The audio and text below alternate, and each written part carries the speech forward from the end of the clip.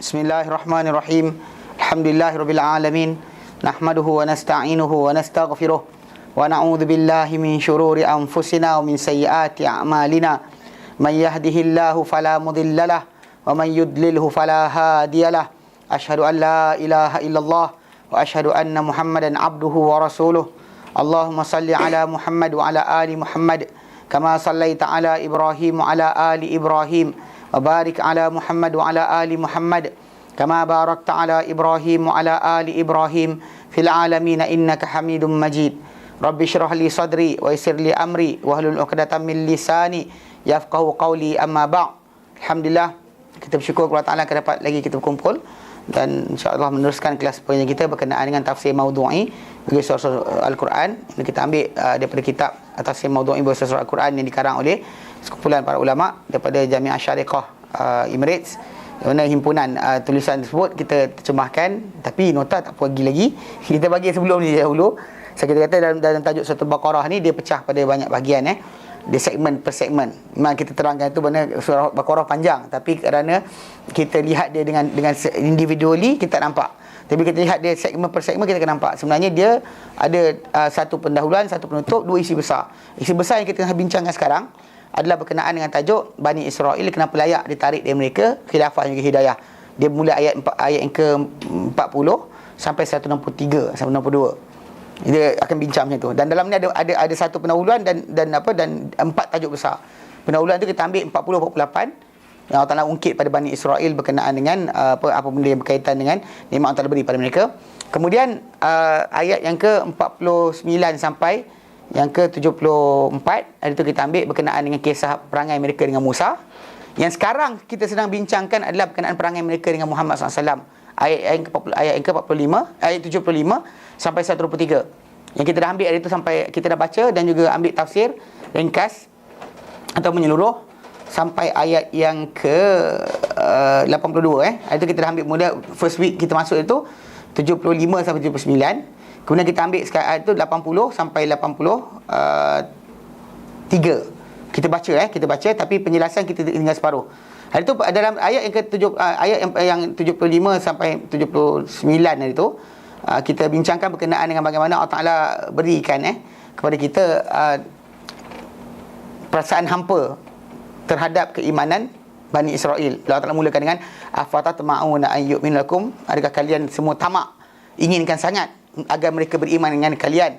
Wa qad kana fariqum minhum yasma'una kalam Allah, sedangkan sekumpulan daripada mereka ni mendengar kalam Allah. Thumma yuharrifunahu min ba'di ma aqalu wa hum ya'lamun. Mereka mengubah kalam tersebut sebenarnya mereka tahu apa isi kandungannya, mereka ubah dan alihkan sedangkan mereka mengetahui. Lepas tu dan Allah nyatakan lepas tu wa idza laqul ladzina amanu qalu amanna, dan golongan ni yang beriman yang di kalangan Bani Israel ni yang pandai-pandai ni berjumpa orang beriman, dikata kami beriman.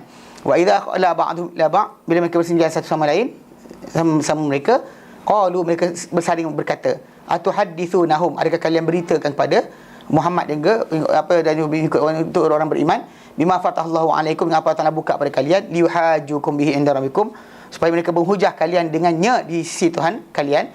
Afala ta'qilun, apakah kalian tidak berakal? Lepas tu Allah Taala jawab balik, awala ya'lamuna anna Allah ya'lamu ma yusirruna wa ma yu'linun, mereka tak tahu ke bahawa Allah Taala mengetahui apa yang mereka sembunyikan, apa mereka isytiharkan. Mana Allah Taala tahu, tak payah bohong pun. Kalau bohong pun Allah Taala tahu akan keluarkan balik. Pasal dia ada masalah Bani Israel ni, dia sangka selagi tak terdedah, selagi tu benda tu tak kena hukum. So kelentong macam mana pun tak apa, asal jangan orang tahu kita kelentong. Okey, lepas tu Allah Taala datangkan kisah pula berkenaan kumpulan kedua daripada Bani Israel yang kita tak perlu harapkan mereka ni beriman. Adalah Allah Taala kan wa minhum ummiyuna la ya'lamuna kitab, adakah mereka ni ada orang-orang yang buta huruf, yang tak tahu kitab kecuali angan-angan saja, dan tak adalah mereka kecuali menyangka.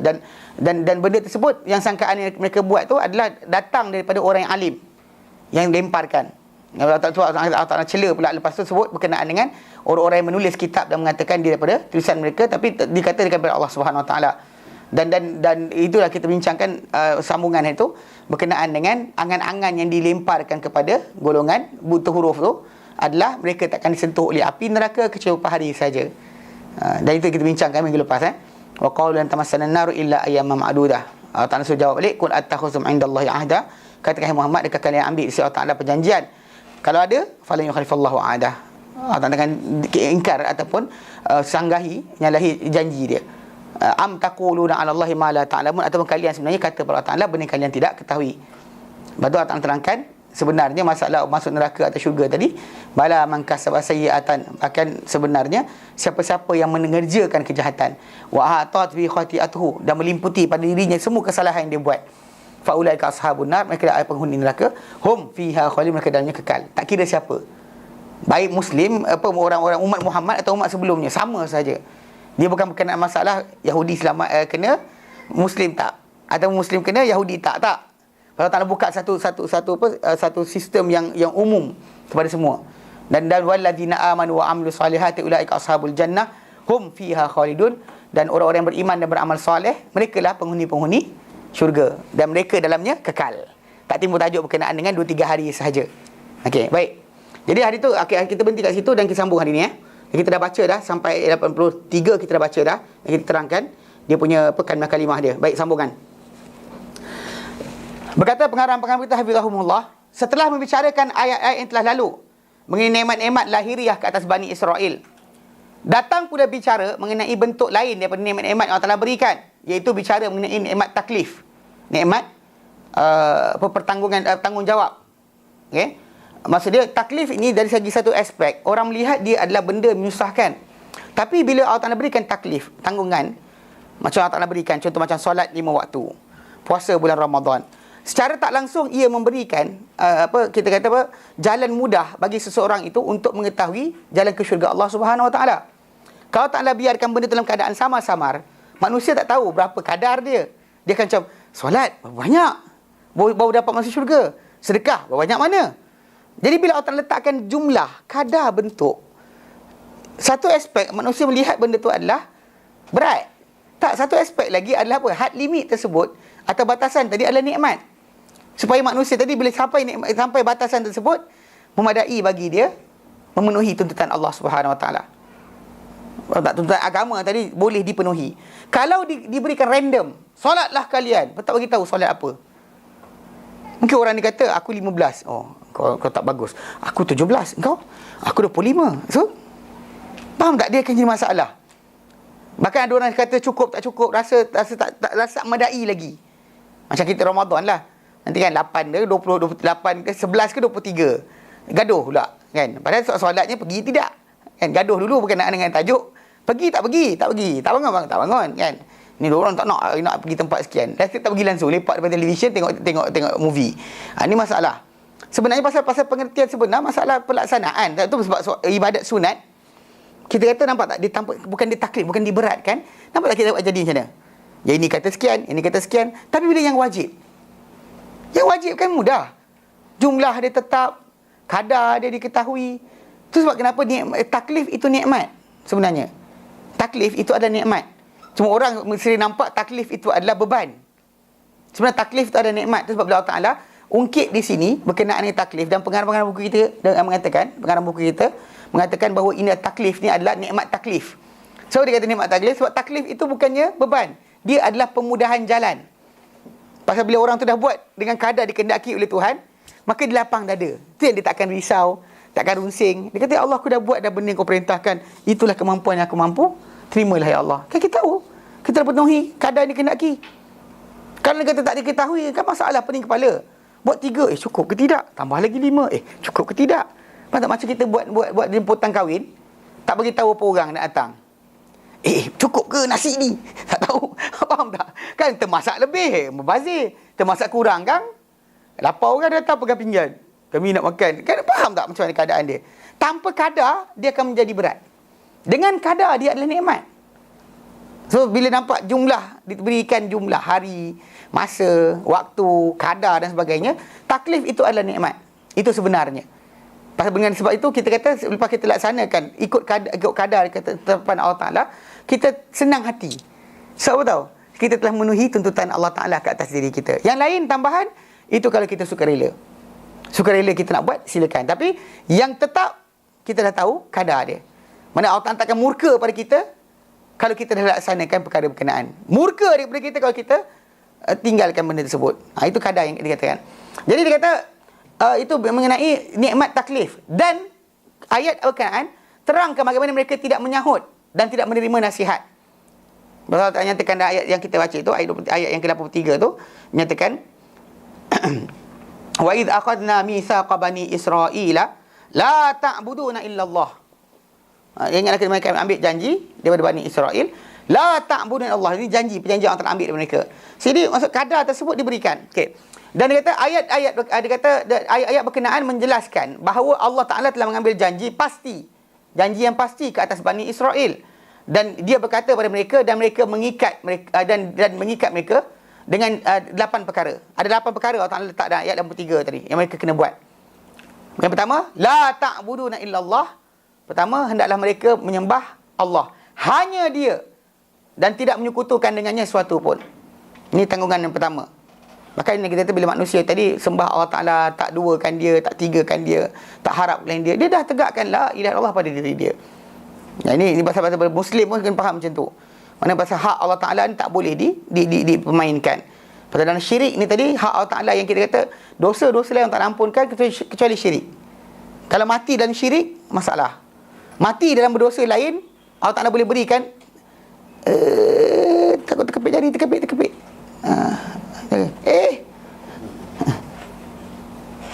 takut terkepit jari dia tadi, dia kaki tangan tu.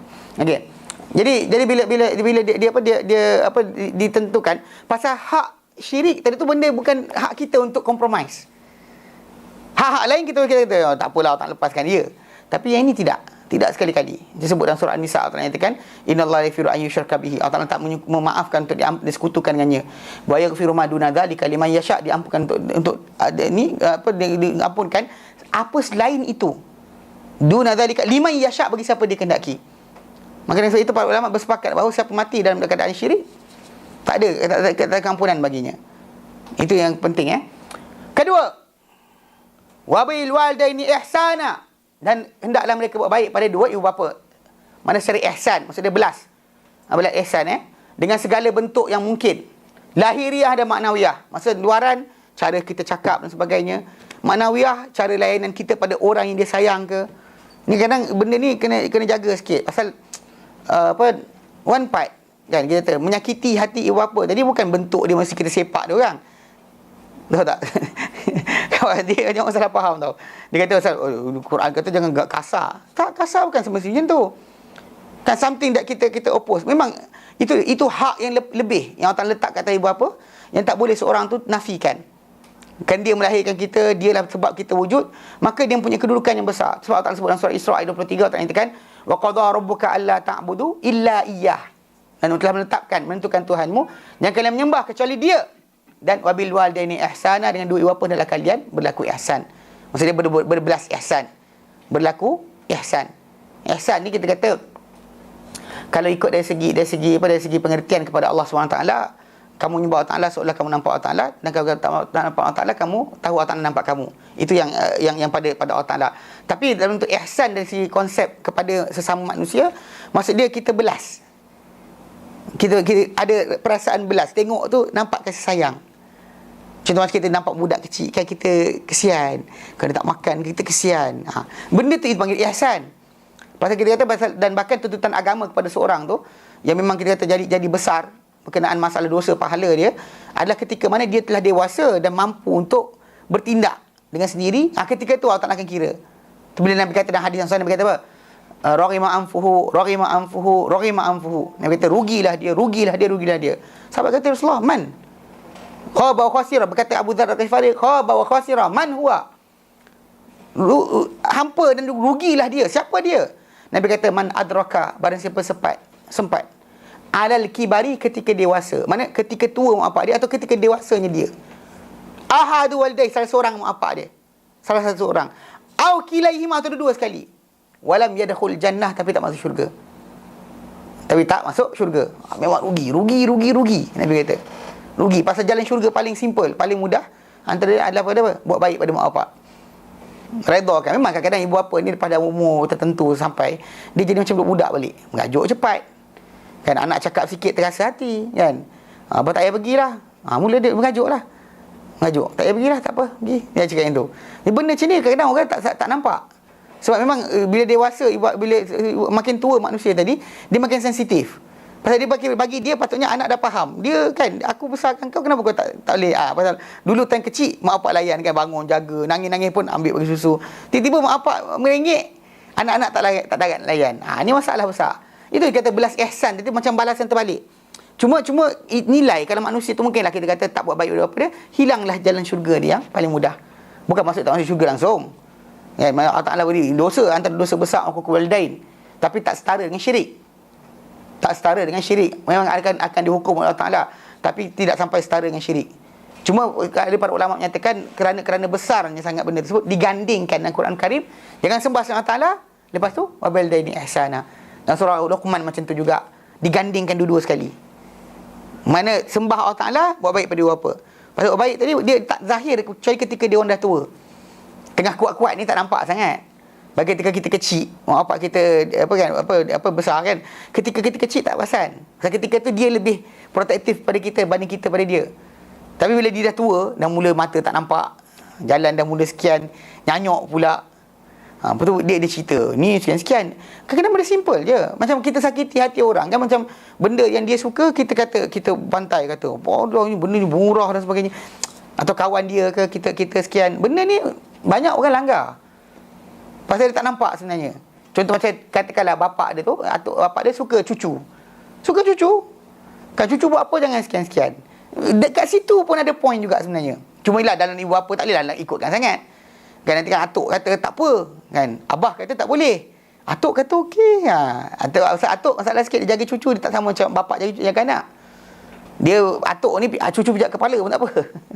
Tapi kat situ yang kita kata seorang anak tadi, dia kena pandai untuk jangan sampai menghina bapak dia sendiri, menghina mak dia sendiri dengan kata-kata something lah, macam bukan menghina, memperkecilkan.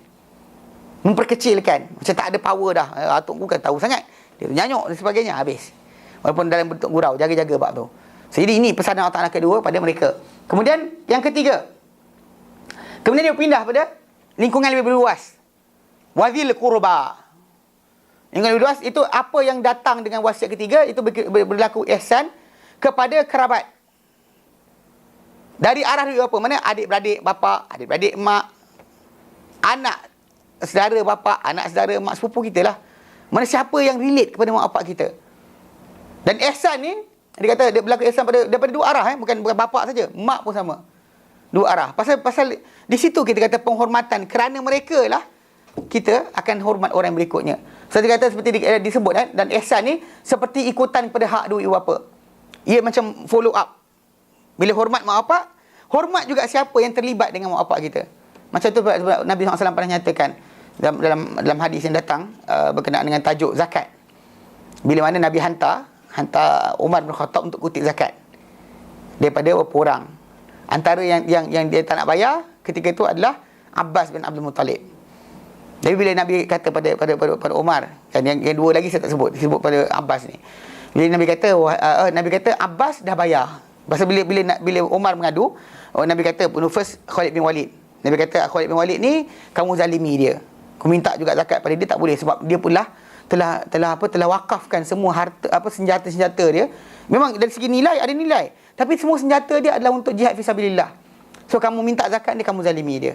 Kemudian ada pun seorang lagi, Nabi kata dia ni diberikan Allah Taala dulu tak ada harta, sekarang ada harta, dia jadi lupa diri. Yang seorang lagi itu Abbas. Abbas Nabi kata aku dah bayar untuk dia awal. Dan bahkan dalam hadis tersebut membolehkan untuk seorang tu bayar zakat awal daripada waktunya. Selama mana dia mencukupi. Kalau kurang tambah lagi. Mencukupi kadar patut dia bayar awal siap-siap. Okey, dan di hujung hadis tersebut Nabi kata kepada Umar, ama ta'rif ya Umar. Kau tak tahu ke ya Umar? Dia kata anna amma rajulin sinu abih. Bahawa bapa saudara seorang lelaki itu macam bapa dia sendiri. Mana bapa kita punya adik-beradik macam bapa kita sendiri. Mana Nabi layan macam tu sekali. Itu jadi kes bila ada orang kata kisah Ali bin Abi Talib cium kaki Abbas. Dia kata nak hujah. Boleh, nanti jaga ustaz kita akan terangkan berkenaan tajuk cium kaki. Okey, jadi bila cium tadi macam tu bukan balik berkenaan masalah mengagungkan sekian. Kalau ikutkan dari segi ilmu, Ali lagi alim daripada banding Abbas. Ali lebih alim banding Abbas. Tapi kenapa nak Ali layan Abbas tu? Macam bapak dia sendiri. Macam bapak dengan anak. Biasalah mak kita kesondol perut dia dan sebagainya. Ketiak dia ke kan sebenarnya. Tolong tarik bulu ke. Biasalah. Kan ini kita kata konsep berkenaan masalah manja, bermanja-manja dan sebagainya. Tak menjadi tajuk masalah. Kalau mak kita tengah baring, kita gosok kepala kat kaki. Kepala kita kat kaki dia. Tak ada masalah. Manja anak kepada bapak kan. Anak kepada bapak, anak kepada mak dan sebagainya. Biasalah. Macam tu ya, bila bapak saudara pun berkedudukan sama. Dan Abbas bin Abdul Talib, bila kita sebut tentang kisah ni, dia kedudukan dia adik-beradik kepada Abu Talib, adik-beradik kepada Abdullah, bapa Nabi, adik-beradik kepada Hamzah. So jadi diorang semua ni adalah orang yang kita kata setara dengan bapa. So Nabi bayarkan zakat untuk apa? Untuk Abbas sebelum waktunya. Sebab dia kata apa? Engkau tak nampak ke wahai Umar, bapa saudara seorang lelaki itu macam bapa dia sendiri. Sin wa abi, serupa macam bapa dia sendiri. Itu penghormatan pada bapa saudara kita, penghormatan pada bapa kita. Ini sering berlaku dalam kekeluargaan. Jadi contoh macam katakanlah bapa kita bagi pada pak saudara kita jaga something, harta dan sebagainya. Atas penghormatan kita kepada bapa kita, jangan kita, pakcik, mak sini duit, mak sini sekian. Jangan. Start kita buat macam tu saja, penghormatan pada bapa kita hilang. Kalau kita patah balik, bapa kita suka tak kita buat macam tu? Pada adik dia sendiri dan sebagainya. Kena jaga. Sebab kenapa? Zawil kurba. Orang kita baik belah mak atau bapa. Ya Allah. Mana baik bapa atau mak? Nenek kita memang kadang-kadang perangai orang ni macam-macam perangai ada. Tapi lah atas penghormatan dari tak kita sebut. Macam suami hormat isteri, hormat suami. Kan bila kita kata menyampah dekat pak mentua sekalipun atau mak mentua, tak ada kita kata lah bapa engkau tu. Start cakap je habis. Start keluar ayat macam tu habis. Isteri kata pada suami ke benda yang sama, kata kakak awak ni tak apa-apa entah. Start cakap habis. Hilang lah pasal penghormatan kita pada orang sebut. Relate juga pada siapa yang keliling dia. Ia kadang-kadang kawan-kawan pun kita tak boleh buat macam tu kan. Kawan-kawan bapak kita pun macam tu juga. Kita kena jaga hormat. Macam mana kita hormat bapak kita, hormat kawan-kawan juga. Tapi yang ni lebih dekat dengan keluarga ni. Zawil kurba.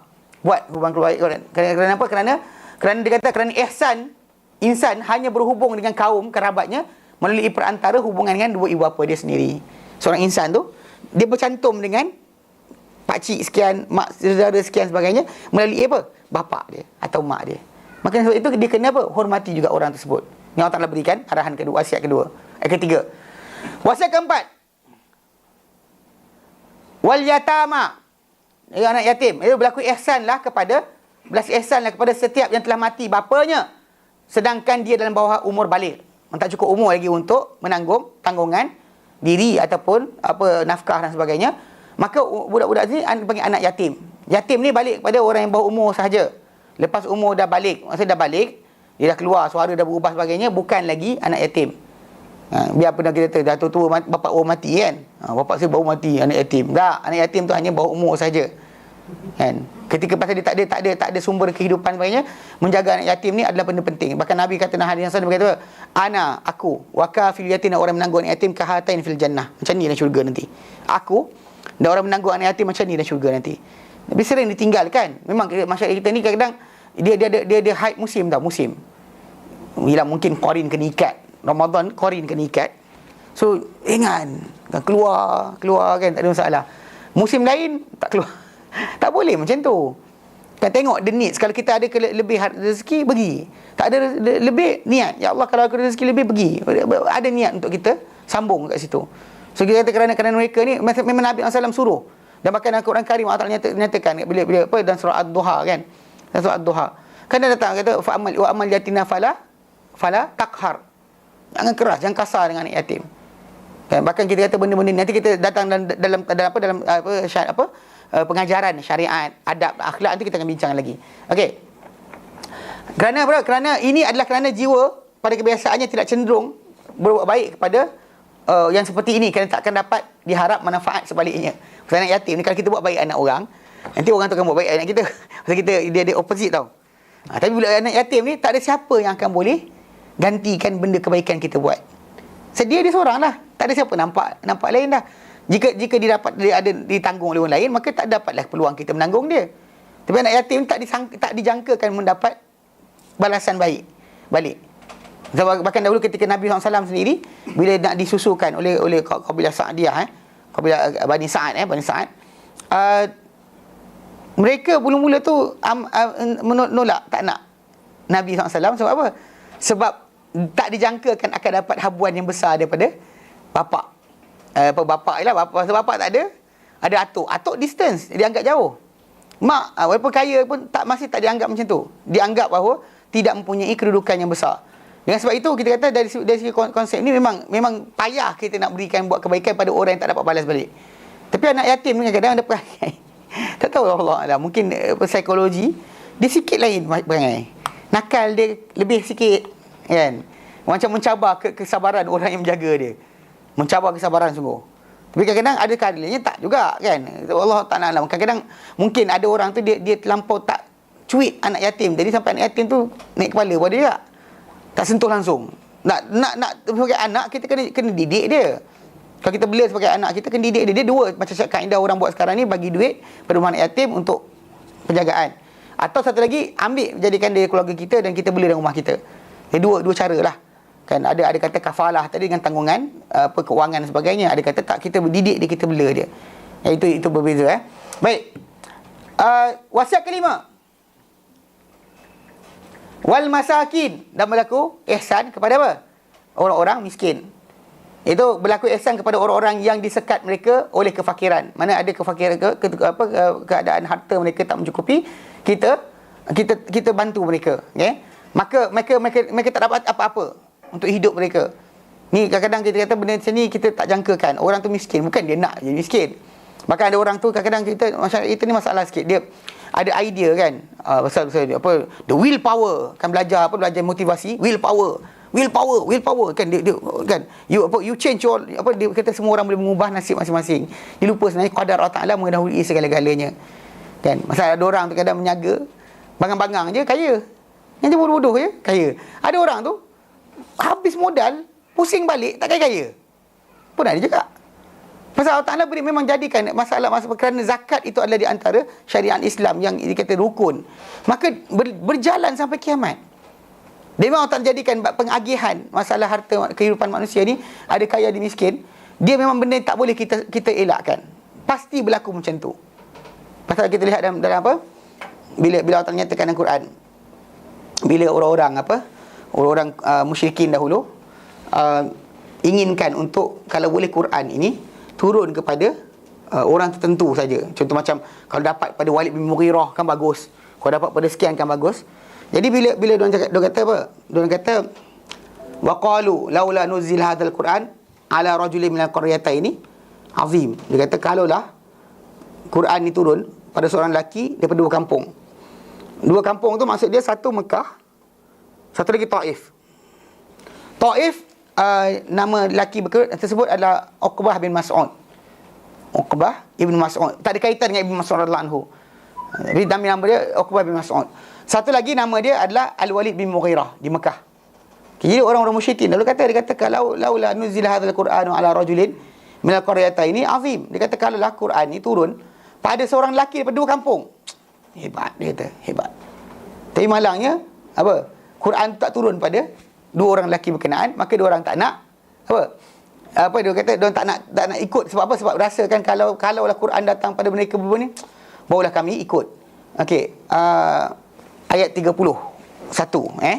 wa qalu laula nuzila hadzal qur'anu ala rajulin minal qaryataini azim. Kalau Quran itu pada seorang lelaki daripada dua kampung, hebat, dia kata. Patut tak nak jawab lepas tu. Pasal mereka nakkan supaya pengagihan rahmat Allah, wahyu Allah tu ikut apa dia nak. Jawab tak jawab. Ahum yaksimuna rahmat rabbik. Adakah mereka yang mengagih-agihkan rahmat Tuhanmu? Mereka yang agihkan. Allah kata, nahnu qasamna bainahum ma'isyatahum fil hayatid dunya. Kamilah yang membahagikan di antara mereka kehidupan mereka di dunia. Mana agihkan ini kaya, ini miskin dan sebagainya. Wa rafa'na ba'dahum fawqa ba'din darajat. Kami angkat sebagian mereka mengatasi sebahagian lain berapa darjat. Kenapa? Yang ini kaya, yang ini miskin. Yang ini mulia, yang ini hina. Sebab apa? Liyattakhidha ba'duhum ba'dan sukhriya. Supaya saling mengambil mereka ni satu sama lain, manipulasi atau penggunaan. Yang kaya ambil daripada yang miskin, perkhidmatan. Yang miskin ambil daripada kaya, upah. So maksudnya dua-dua pihak dapat. Kalau semua kaya, saya kata semua kaya, siapa nak angkat sampah? Agak-agak. Semua kaya. Kau sangka, aku bagi kau 1 juta. Aku bagi kau 2 juta. Faham tak? Apa jadi? Seriously, pasal dalam masyarakat kita ni, antara benda paling orang lupakan, kan dia sebut tengok apa kerja doktor. Yelah, kalau doktor marah kalau saya cakapnya ni. Tapi lah, orang kata doktor, kalau doktor tak ada, habislah kita. Sebenarnya kalau tak ada orang kat sampah, lagi bahaya sebenarnya. Tak, doktor tak ada seorang, tak mungkin pesakit, matilah 20 orang. Tukang angkat sampah, tak angkat sampah, ratusan orang, ribuan orang, juta orang boleh mati, tak? Tapi lah kita nampak pasal realiti kan. Tapi nak bagi gaji mahal pada tukang angkat sampah, tak nak pula kan. Tapi kat sini pula kesanggupan pasal orang yang tadi kan, dia redha dengan sikit. Macam mana dia redha dengan sikit? So kedudukan dia rendah, dia biasa sikit, jadi tak ada masalah untuk menerima upah yang sikit. Cuba katakanlah dia keluar PhD kan, lepas tu nak bayar sekat, okey, angkat sampah RM5, dia tak pergi tak? Jadi memang Allah tak nak jadikan ada kaya, ada miskin, ada mulia, ada hina, untuk supaya saling kita ambil mengambil. Yang ini ambil guna daripada ini, yang ini ambil guna ini. Jadi maksud dia ini supaya mengambil sebagai mereka, bagi lain sukhriya, sebagai apa? Manipulasi dengan penggunaan. Wa rahmatu rabbika khairum mimma yajma'un, dan rahmat Tuhanmu lebih baik daripada apa yang mereka himpunkan. Jadi dari konsep ini kita perhatikan, memang kita kata memang siapa nak miskin? Siapa nak miskin? Tak nak kan? Tapi Allah Ta'ala aturkan rezeki, banyak sikit, redha tak redha dan sebagainya. Benda-benda tadi sebagai apa? Sebagai aturan Allah Ta'ala bagi menjadikan manusia ni saling perlu memerlukan. Orang kaya tak nak ni, nak suruh dia buat cangkul, pergi ambil biji dulu, tapis, masuk relau. Bila nak masak nak ni beras, saya ada duit, tanam beras. Cangkul siapa nak buat? Buat cangkul. Dia nak kira sekian, nak pergi tahu baja pula. Nak tahu baja sendiri. Yelah, sekali-sekala boleh dapat encin, boleh lah buat macam tu. Tengah-tengah nak mencari duit, kan nak jadi CEO syarikat, pergi suruh dia turun bendang tengok. Kan? Macam apa syarikat yang bernas kan, yang atas sekali, so tanam beras sendiri. Mana boleh? Maksudnya tu konsep dia pasal Allah Ta'ala jadikan ada kurang, ada lebih. Tadi itu aturan Allah Ta'ala, ada hikmah tersendiri di situ. Dan bahkan Allah Ta'ala tak pernah zalim. Bahkan Allah Ta'ala jadikan kumpulan yang kurang di dunia tadi, diorang lebih awal masuk syurga banding yang lain.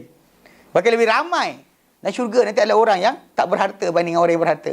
Jadi jaga, siapa ada harta bukan masalah tak boleh masuk syurga, tapi jumlah anda adalah kurang banding dengan orang yang miskin. Bukan Nabi kata suruh miskinlah kalian, tak ada pun. Kan Nabi harta ada banyak, tapi Nabi tak pernah simpan untuk simpanan sendiri. Itu beza dia, ya, beza dia. Jadi yang keenam, wa qulu lin-nasi husnan wa aqimus salah wa atuz zakah. Wa qulu lin-nas, dan cakaplah pada manusia husna. Sekiranya tak mudah untuk berlaku ihsan secara perbuatan. Kalau kita kata nak buat ihsan dengan perbuatan tak boleh, nak bagi makan tak boleh, kan, nak bagi sekian tak boleh, apa? Maka apa? Secara kerana lemah, tak ada tenaga untuk membantu mak bapak kita dan sebagainya, ataupun dhaif dari masalah apa, masalah harta ke dan sebagainya, tak mampu untuk kita menanggung mereka. Nak buat baik pada orang zawil kurba, tak boleh tolong, tak boleh sekian. Maka janganlah kurang daripada berlaku ihsan dan kata-kata. Maka cakap baiklah pula. Ni saya berlaku, kadang saya perhatikan dekat kedai-kedai, orang yang datang apa, minta sedekah kan, orang datang tak kira bangsa apa. Okey, dengar sini. Pasal beliau tak nyatakan wa amasa ila fala tanhar. Ada pun orang yang minta yang kamu hendak sergah dia. Jangan marah mereka. Pasal dia orang minta, ialah kita kata sedikit tak sedikit. Anda kena belajar. Tak nak tak apa, tapi cakap dengan baik. Belajar gunakan bahasa yang lembut dengan mereka. Kalau anda kata kita tak mampu nak belanja, anda makan. Kalau kita kata sedikit saja pun, cakaplah. Kan, abang nak makan ke? Cakap dengan dia, nak makan saya belayarkan. Tak apa. Kadang-kadang nak bayar, makan, bagilah. So mereka pun kita kata kadang-kadang benda tu kita nak kaitkan dengan sedikit kan. Dia lapar, bagilah makan. Paling kurang kan, malu sebenarnya minta-minta ni. Ya, minta-minta pada manusia ni malu sebenarnya. Malukan ni, kita nak berdakwah cakap pada orang Islam tu betul pun kita malu. Kan, nak cakap pada orang Islam itu benar. Itu pun kita malu nak cakap. Tapi ini kan pula kita kata nak minta pada orang hak manusia yang lain. Sedangkan agama tadi kita cuma ajak manusia tu sembah Allah Ta'ala. Kita tak ada masalah kat situ. Tapi kalau dia kata bukan diberi pentas, kita nak cakap seorang-seorang tepi jalan, tak ada siapa nak dengar. Kita malu nak cakap dengan orang. Takutlah orang kata, awak ni kan, mula kita takut. Tapi kalau dia kata dalam konteks berkenaan dengan masalah apa, masalah nak minta harta orang, payah sebenarnya. Malu. Saya tengok ada seorang hamba Ta'ala pakcik ni dekat Kota Damansara. Saya nampak dia masuk motor dia buruk. Lepas tu dia pergi dekat kedai kan. Dia bawa duit RM1 ke RM2. Dia nak bagi pada inilah orang kedai mamak tu. untuk beli nasi dan juga sikit saya toge dengan tahu macam tu kan, sikit sangat. Lepas tu isi saya cuit, saya pandang, saya kata pakcik, ambil lah apa nak, saya bayar. Tak apa, cukup dah ni. Ambil lah pakcik, pasal kita tahu nampak doif sangat. Kau makan toge, badan dah kurus makan toge lagi. Kita yang bulat ni makan macam benda makan. Seriously kan, malu kadang-kadang. Dia tak ada duit, kita bayar, dia nak bayar tu macam RM1 tu kan. Maksud dia ambil lauk cukup-cukup je orang tu bagi. RM1 dengan sekian sayur masak lemak toge tu dengan ni. Saya kata cakap dengan dia, pakcik ambil lah. Ambil. Saya cakap kuat pun saya perlahan dengan dia. Orang ni tak nampak kan cakap dengan dia. Tak nak. Memang kita kata dari segi konsep memang mana ada orang nak sangat. Tak payah, dia kata tak apa cukup, dia kata. Dia ada malu juga sebenarnya. Kan malu dia untuk ambil daripada orang. Pride manusia ni ada harga diri. Jadi nak minta bila orang terminta, dia dah rendahkan diri dia dah. Habis rendah dah. Cuma kita kata sekarang ni soalan dia, apa kita buat dengan harta kita? Adakah kita akan bagi? Kalau tak nak bagi duit pun cakap dengan baik.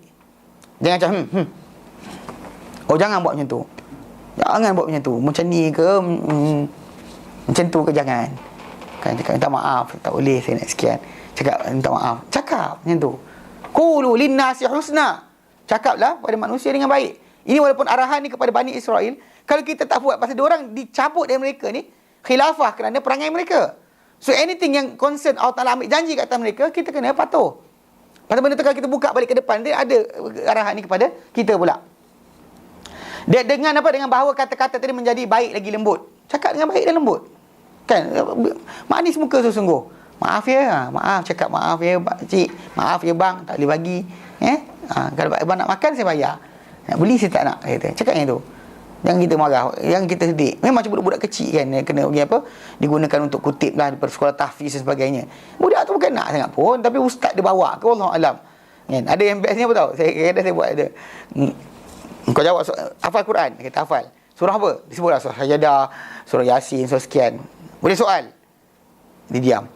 Jawab soalan, saya bagi lagi banyak. Dia diam. Boleh. Tepuk lah. Ada boleh jawab. Seriously, ada boleh jawab. Di antara budak-budak tu ada yang boleh jawab. Saya bagilah lebih.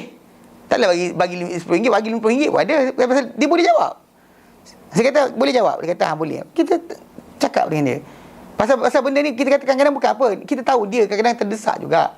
Kalau ikut seronok, budak-budak mana nak pergi tengok televisyen lagi best.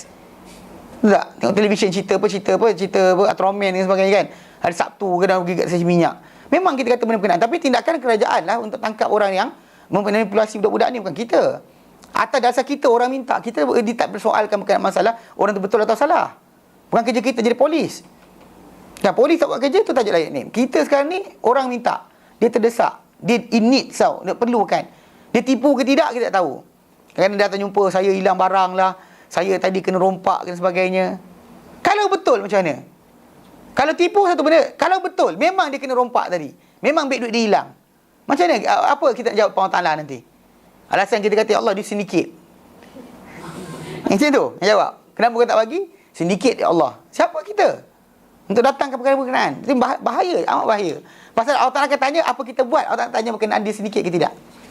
Jaga bab tu Dan waqul nasi husnan, katakanlah pada manusia dengan kata-kata yang baik. Kemudian wasiat pun wasiat yang ke-7 dan ke-8, wa aqimus salata wa atuz zakah. Tunaikan, dirikanlah solat dan juga tunaikanlah zakat. Dan kedua-duanya ada mendirikan solat dan tunaikan zakat. Dan kedua-duanya adalah pendukung kepada kebaikan insan. Mendukung kebaikan manusia tadi ada dua perkara tadi. Kerana dengan kedua-duanya dibaiki apa yang diantara dengan seorang hamba dengan Tuhannya, itu dengan solat. Hubungan kita dengan Allah Subhanahu Wa Taala, dan juga zakat. Zakat. Itu dengan antara kita dengan orang ramai, kita dengan manusia yang lain. Di situ diperbaiki amalan-amalan kita. Pasal kita akan baiki hubungan kita dengan Allah Ta'ala dalam solat.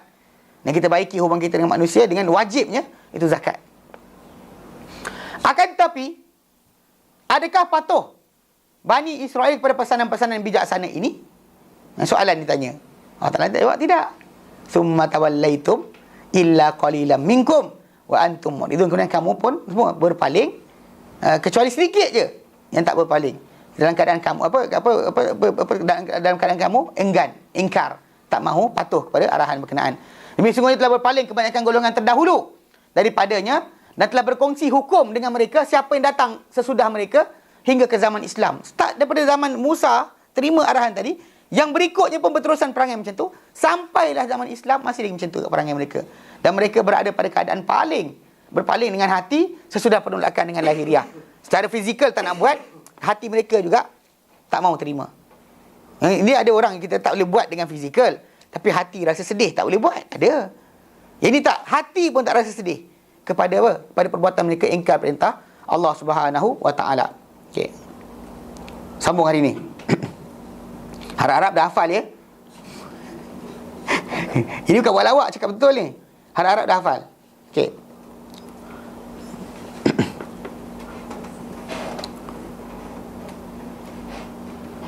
Dan seminggu sekali kita jumpa setakat ambil 3 ayat, 4 ayat kan. Okey lah kan. Tak adalah berat sangat. Betul? Ha? Betul kan? 3-4 ayat. Nota, minta maaf. Nanti saya bagi. Ada akak dia kata, Ustaz lambat. Saya lambat tapi nota kita jalan nanti. Pasal dia ada sambungan lagi. Pasal lepas kita bincang secara tafsir menyeluruh ni, kita akan ambil nanti pengajaran dari segi akidah, pengajaran dari segi syariah, hukum hakam, pengajaran daripada masalah akhlak, pengajaran masalah tarbiyah. Kita akan ambil pula poin yang lain. So benda tu nanti kemudian. Yang penting sekarang ni apa, hafalan sila jaga. Baik. Sambungan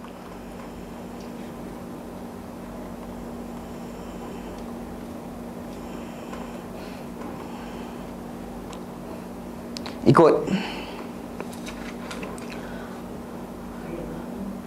84. A'udzu billahi minasy syaithanir rajim.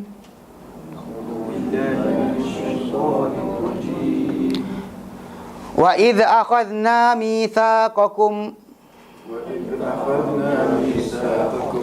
la tasfikuna dima'akum wa la tukhrijuna anfusakum min diyarikum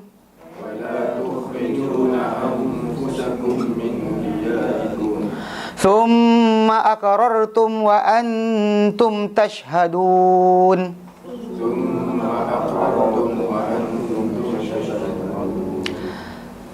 ثم أنتم هؤلاء تقتلون أنفسكم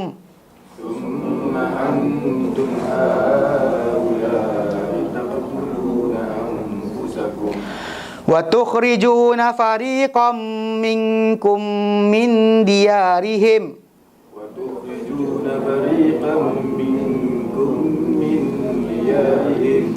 تظاهرون عليهم بالإثم والعدوان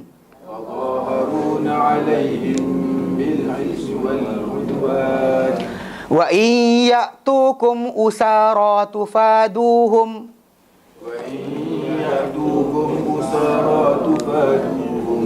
وهو محرم عليكم إخراجهم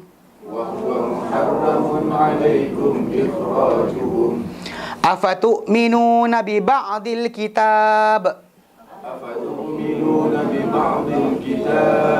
وتكفرون ببعض فما جزاء من يفعل ذلك منكم إلا خزي في الحياة الدنيا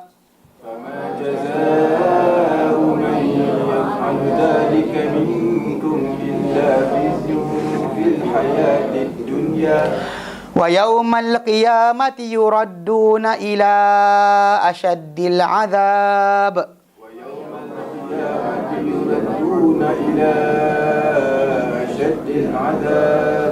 وما الله بغافل عما تعملون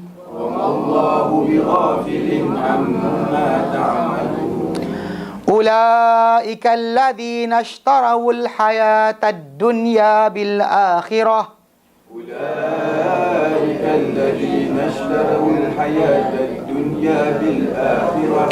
فلا يخفف عنهم العذاب ولا هم ينصرون.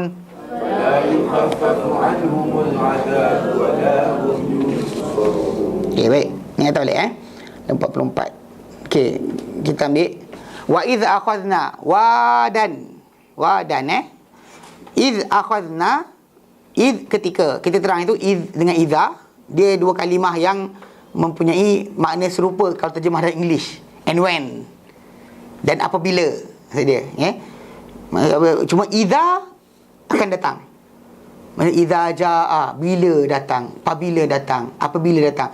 Tapi bila idh di past tense, wa idh qala rabbuka, wa idh qultum, wa idh qala Musa, ingatlah, dan apabila, tapi lepas. Tu beza dia.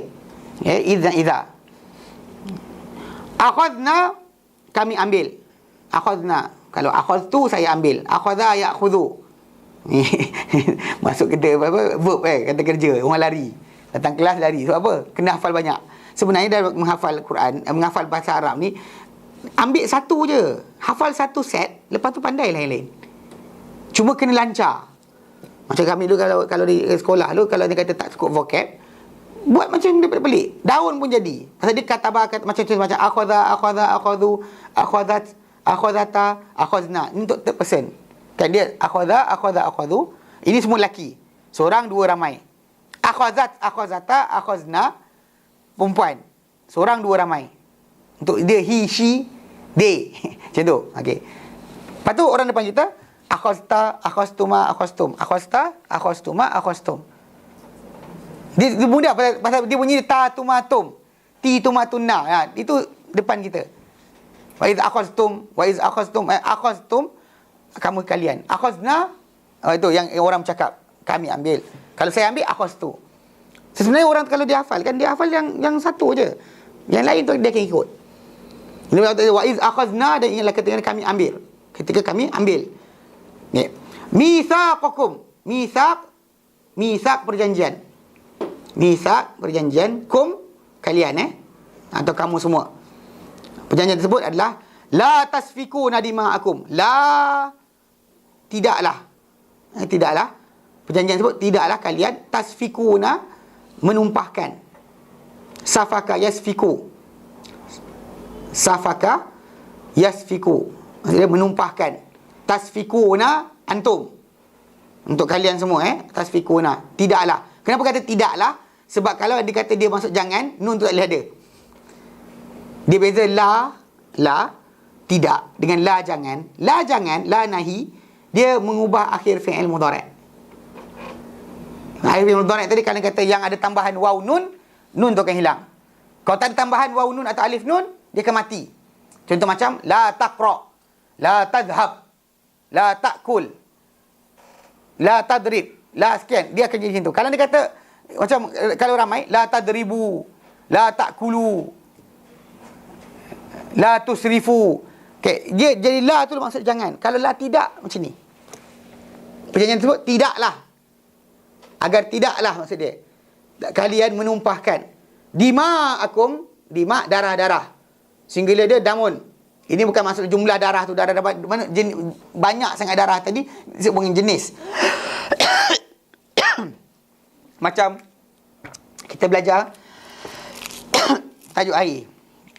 Kan air ni kan pakai liter dan pakai ni, bukannya pakai barang. Dia macam pen satu air, satu pen, dua pen, tiga pen. Ada kolaman ni aklam. Air pun ma'an ma'in, mana ada macam tu. Tapi jenis air tu ni miyah. Kalau anda kata dam, dima, plural bagi dam. Dam maksud dia darah. Dima plural bagi darah. Kum, kalian, kamu semua. Wala tukhrijuna, dan tidaklah, jangan agar tidaklah, tukhrijuna, kalian keluarkan. Anfusakum, diri kalian sendiri. Nanti kita akan bincangkan maksud diri kalian sendiri dan tafsir dia, terangkan. Min diyarikum, anfus tu plural bagi nafsun. Nafsun, nafsadi, anfus atau nufus. Nafsun, satu jiwa. Dan nafs ni maksud dia jiwa atau nyawa atau diri. Maksud bila orang kata saya, who is I? Itu nafs. Nafs dan anfus tu plural dia. Atau nufus plural dia. Orang kita kadang belajar pelik-pelik. Nafs lain, nufus lain, anfus lain, nafas lain. Nafas lah, kita faham nafas. Dia pergi try elaborate tau. Benda tu lafaz berlainan, Sedangkan bila Allah Ta'ala bercakap dengan ramai, anfus lah. Bagi setiap manusia ni mana ada jiwa lain. Seorang satulah. Mana dua tu tak? Seorang ni dua jiwa, tak ada. Tak ada dua jiwa dan satu orang. Seorang semua satu je. Nanti kita tu nafsu kan. Kita sebut nafsu pula kan. Nafsu pun ada juga. Nafsul lawamah, nafsul mutmainnah. Nafs jiwa yang tenang, jiwa yang sekian. Jiwa, maksud jiwa tadi maksud bentuk-bentuk jiwa. Pasal seorang tadi boleh berada dalam 3 state. Ketika dia bertaubat, ketika dia mencela diri dia punya amalan yang tak elok, dikira sebagai jiwa dia adalah jiwa yang sering mencela. Tu apa salah kau macam ni? Kenapalah kau macam ni? Nafsul lawamah. Kadang dia kata orang tu dalam jiwa yang tenang. Ya bila Allah nyatakan ya itu nafsul mutmainnah, orang yang tenang dengan amal-amal dia dan juga tenang dengan Tuhannya, maka dia panggil nafsul mutmainnah. Orang tu boleh the same guy boleh jadi 3-4 jenis. Bukan dalam diri kita ada 3-4 jenis nafsu. Nafsu sekian. Orang salah faham. Nafs dalam bahasa Arab bukan pengertian dia nafsu. Dalam Quran untuk keinginan seorang tu dipanggil hawa. Tu dia ada hawa nafs, keinginan diri, keinginan jiwa. Inilah musuh kita nombor 1. Pandai-pandai je. Kan? Kadang pasal kita ada keinginan manusia, dia boleh jadi pahala. Kan kita nakkan makan, kita pergi kerana nak ibadat, pahala lah. Asal jadi dosa pula. Kita kena membunuh nafsu kita. Yang pelik-pelik ni, kumpulan pelik-pelik tak tahu lah. Suka sangat pelik-pelik ni kan. Jadi dia suka dia terjemahkan nafsun, anfus, nufus. Karut. Anfus adalah plural bagi nafsun. Okey. Min diarikum, kamulah. Min dari, diar plural bagi dar. Darun, darani, diar. Okey. Darun, darani, diar. Kemudian kita kat sini panggil Darut Taklim.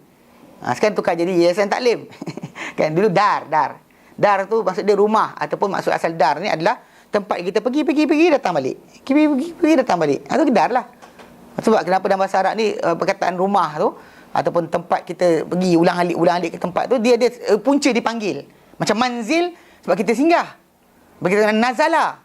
Dahulu orang-orang naik unta sebagainya, di situ tempat unta dia akan turun. Maka dia panggillah manzil.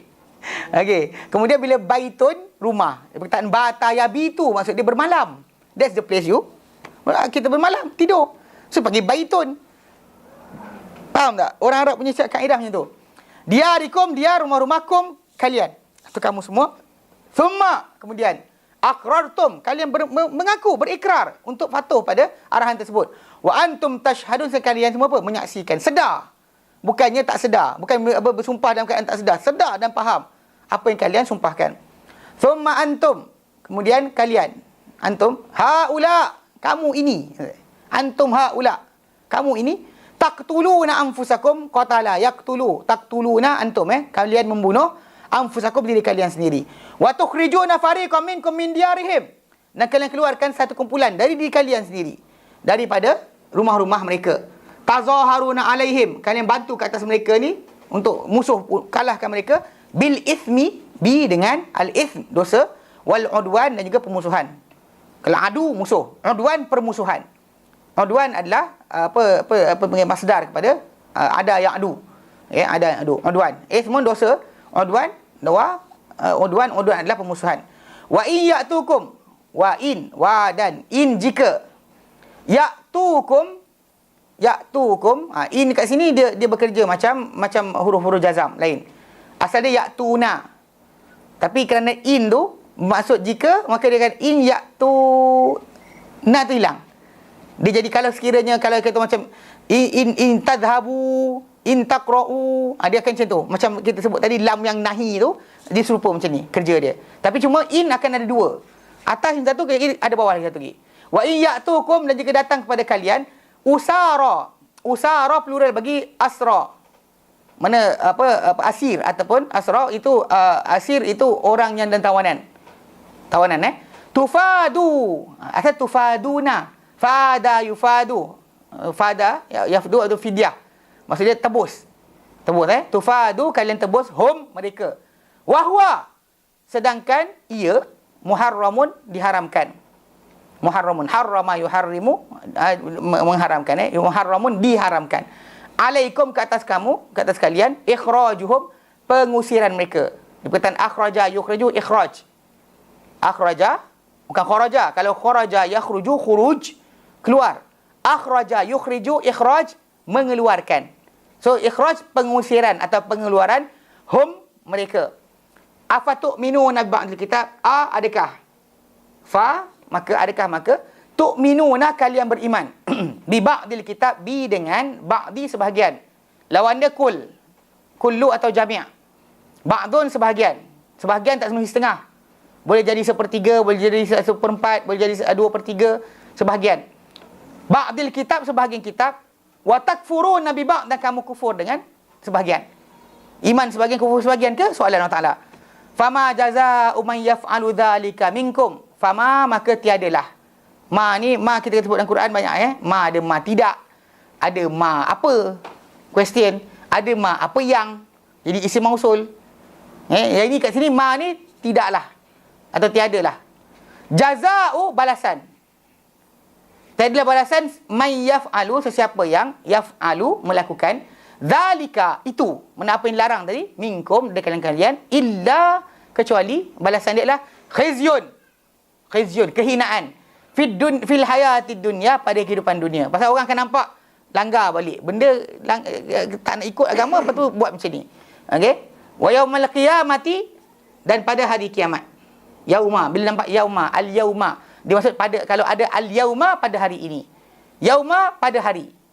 Pada hari. Di bari atas tu sebenarnya untuk apa? Kerana dihilangkan fi. Wa fi yaumil qiyamah. Dihazafkan huruf jar, maka dibariskan atas di akhir dia. Asal dia adalah wa fi yaumil qiyamah. Jadi hilang fi, maka yaumal qiyamah. Wa yaumal qiyamati, dan pada hari kiamat. Yuradduna, dikembalikan mereka. Dikembalikan mereka ila asyaddil azab, ila kepada asyaddi, sedahsyat-dahsyat, sekeras-keras. Syadid keras. Al-azab, azab, siksaan. Wamallah, dan tiadalah Allah bighafilin. Okey, ba tu dengan. Sebenarnya ma bi, dia cara penafian dalam menggunakan ma ni, macam Nabi SAW bila Nabi nafikan erti membaca. Nabi sebut apa? Ma ana biqari'in. Kalau ikut terjemahan kita kan ma, tiadalah aku dengan orang yang membaca. Tak, jangan terjemahkan ba tu. Ba tu ziyadah untuk dia memang kena letak. Dia macam bahasa Arab lah. Ada bahasa Arab boleh kata apa? Haddathuhu. Saya ceritakan dia. Kan haddathuhu. Kan benar, haddathuhu maksud dia saya cerita kepadanya. Kita akan tambah kepada. Saya cerita kepadanya. Tapi kita dalam bahasa Arab tak perlu tambah huruf tersebut. Tapi kat sini pula macam meaning untuk ini, Arab kena ada. Ba tu kena ada. Macam Allah sebut dalam ayat kita baca dulu, wa minan nasi man yaqulu amanna billah. Ada kalangan manusia berkata kami beriman Allah. Wa bil yaumil akhir, dan hari akhirat. Wa ma hum, apa tu? Bi mu'minin, ada bi. Apa tak? Ma bi. Ma hum mallah bi. Macam inilah. Wa mallah, tidaklah Allah bi. Bi tu dia macam associate sama. Macam kalau ikutkan terjemahan tak perlu letak. Bila tengok terjemahan jangan letak. Tidaklah Allah lalai. Terus dia tu. Tidaklah mereka orang beriman.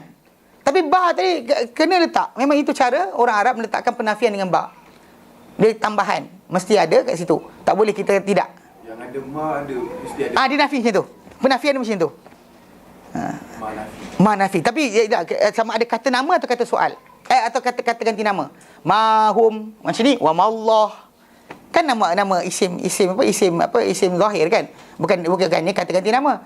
Tapi macam dalam ayat yang ke-89 yang apa Allah nyatakan wa mahum bimumin, tidaklah mereka kan, mahum tidaklah mereka, kan ada bimumin. Nabi sendiri kata pada Jibril, ma ana biqari'in, tidaklah aku, bukan dengan orang baca, tidak aku boleh membaca. Tidaklah aku orang yang boleh membaca. Bukanlah aku orang yang boleh membaca. Faham tak? So kalau kena faham, ba tu yang terjemahkan. Kalau terjemahkan nanti mesti pening kepala. Wa mallah, tidaklah Allah dengan dengan yang lalai. Kau faham pelik nama itu. Jangan terjemahkan. Dia ada, mesti sebut, mesti baca. Kalau tulis kena ada. Tetapi tidak perlu diterjemahkan dengan kalimah. Tidaklah, dan wa mallah, dan tidak Allah Ta'ala ghafilin, bighafilin, mana lalai. Lalai Berghafala yaghfulu. Ghafil yang lalai. Amma an daripada apa yang, terhadap apa yang, tentang apa yang ta'malun, kalian semua kerjakan. Amila ya'malu. Ya'malu ya'malani ya'maluna, ta'malu ta'malani ya'malna, ta'malu ta'malani ta'maluna. Antum, ulaika alladzi ishtarau al-hayatad dunya, ulaika, mereka itulah. Ulaika itu adalah isim isyarah, zalika dzanika ulaika. Ulaika, mereka itulah. Alladzina, orang-orang yang ishtarau al-hayatad dunya, ishtarau, membeli, al-hayatad dunya, kehidupan dunia, bil akhirah, dengan akhirat. Mana jual akhirat, beli dunia, tukar ganti macam tu. Fala yukhaffafu anhumul azab. Fa, maka la yukhaffaf, tidak. Jangan sebut jangan. Sebab apa? Tengok ujung dia. Kalau dia jangan, dia akan mati. Ujung tu fa yang akhir tu akan mati. Ni nampak tak fa ni berada depan? Menunjukkan bahawa fa la ni tidak. Pasal la tidak, dia tak memberi kesan pada fi'il mudhari'. Macam atas tadi kita buat, dia tak beri kesan. Pasal fi'il mudhari', kalau la, ada dua. La jangan dengan la tidak. La jangan, dia akan matikan. Kalau la tu la maksud jangan, dia akan mematikan kata kerja tersebut. Menjadi kata kerja tersebut berbaris mati. Atau kalau ada nun, hilang nun. Contoh saya kata pasal kebetulan yang ini kan, dia pasal dia ni third person. Pasal la jangan, dia hanya boleh masuk pada orang kedua. Second person, maksud dia kita boleh arahkan orang ketiga. Third person you cannot. Hey, jangan pergi dia. Mana dia? Hey, jangan dia pergi. Tak. Jangan kamu pergi. Jangan awak pergi. Jangan kamu berdua pergi. Jangan awak pergi. Jadi kita lihat orang depan kita je. So lam yang bentuk jangan tu, dia normally kepada orang kedua je. Ini kan maka tidak diringankan. Mana dia? Ya you khaffaf kan confirm. Itu untuk huwa. Pasal apa? Balik pada azab. Tidak diringankan terhadap mereka, anhum, dari mereka, al-azab. Jadi dia tidak. Maka tidak diringankan. Pasal kita tak jangan dia mereka pergi. Mana boleh? Mana boleh kita jangankan pada orang yang tak ada depan kita? Kita jangan pada orang depan kita saja. Faham? Macam aman. Nanti insya-Allah kalau kita tunjuk lagi. Okey. Walahum, dan tidaklah mereka yunsarun, akan dibantu. Takkan diringankan azab terhadap mereka, takkanlah mereka juga apa? Dibantu. Okey, baik. Balik pada tafsiran ni. Okey, baik. Dia kata apa? Sesudah memperkatakan ayat-ayat mengenai perkara yang diperintahkan, ia memperkatakan pula mengenai perkara-perkara larangan. Pasal yang ini Allah Ta'ala suruh. Kan? Wabil walidaini ihsana wa dzil qurba, kan? La ta'muru ila Allah. Ini arahan, kena buat. Yang sekarang ni Allah cerita apa yang dilarang. Jangan buat. Yang diorang langgar juga. Yang tu suruh buat, diorang tak buat. Yang ini jangan buat, diorang buat. Okey? Mana memperkatakan mengenai perkara perintahkan, datanglah mengenai perkara larangan. Dan di antaranya Allah Ta'ala telah mengambil ke atas mereka janji dan ikatan bahawa janganlah mereka membunuh saudara-saudara mereka sendiri. Bila Allah kata la taqtuluna anfusakum, janganlah kalian membunuh, tidaklah kalian membunuh, agar tidaklah kalian membunuh diri kalian sendiri. Maksud dia apa? Diri mereka sendiri bukan diri bunuh diri. Maksud dia apa? Orang yang seagama, orang yang sedarah keturunan dengan kamu sendiri. Okey. Digambarkan persaudaraan dengan diri sebagai penjelasan. Pasal Allah Ta'ala gunakan dalam ayat sebutkan la taqtuluna anfusakum wa la tukhrijuna. Kan, maksud tak? Betul Allah Ta'ala kata jangan kamu bunuh diri kamu sendiri. Ayat ini jangan baca untuk pengertian maksud jangan bunuh diri tau. Pasal ayat ini datang kerana arahan Allah Ta'ala, ayat tu kami ambil perjanjian kamu, janganlah kalian tumpahkan darah kamu. Mendarah kamu sendiri. Jangan usir diri kamu. Maksud diri kamu sendiri. Tapi Allah Ta'ala gambarkan macam tu. Pasal yang dimaksudkan ni adalah saudara-saudara mereka yang seagama. Tapi digambarkan persaudaraan tadi dengan apa? Diri. Pasal bila orang ni saudara dia sendiri, saudara dia halau saudara dia sendiri. Mana dia halau saudara dia, macam dia halau diri dia. Dia hina saudara macam hina diri dia.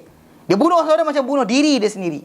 Itu digambarkan kerana apa? Kerana dekatnya kedudukan persaudaraan tadi.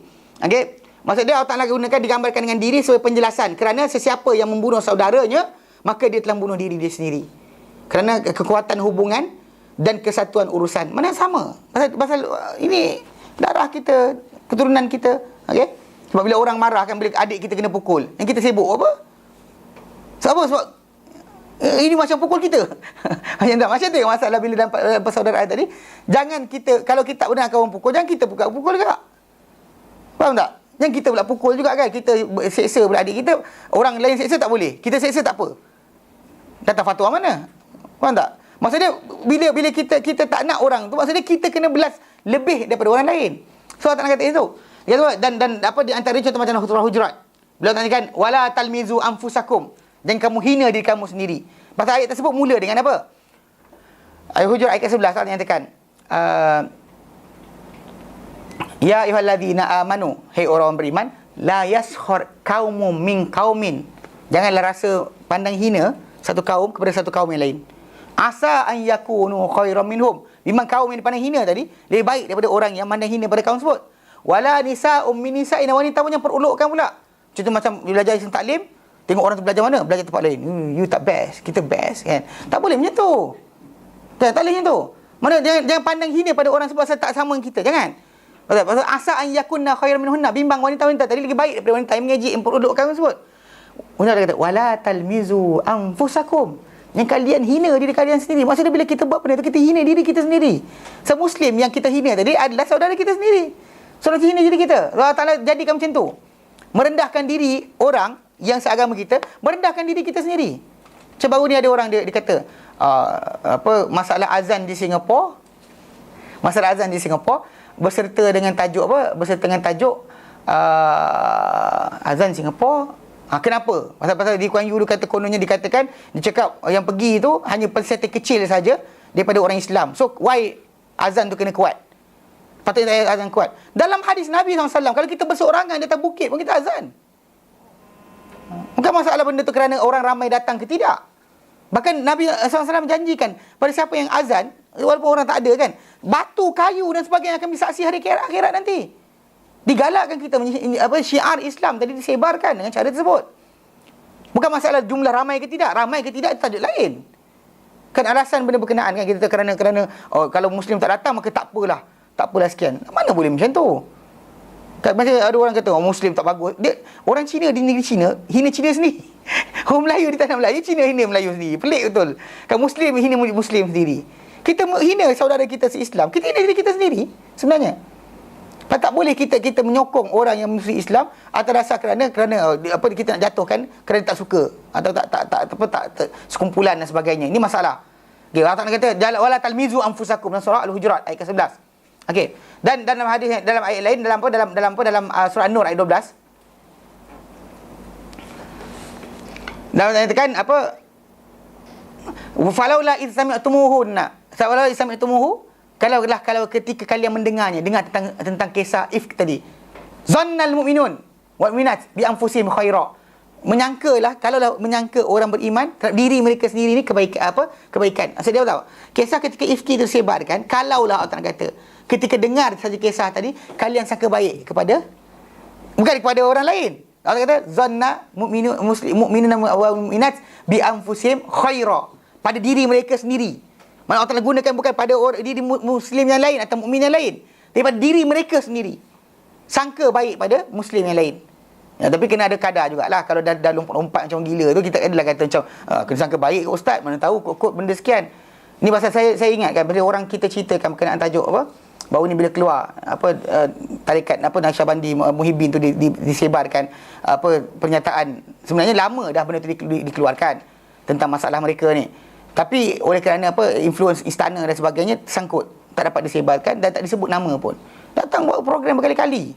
Memang dia isytiharkan sesat dan sebagainya. Tapi buat berkali-kali tak ada benda masalah. Pergi doa kat kubur pun tak ada masalah. Pergi kan. Wahai Syekh wali kami nak sekian dan sebagainya. Tapi dia ni orang suruh sangka baik dengan dia. Saya ada video yang dia duduk dekat Dewan Senat Amerika Syarikat ni, dia minta supaya Amerika Syarikat serang Afghanistan.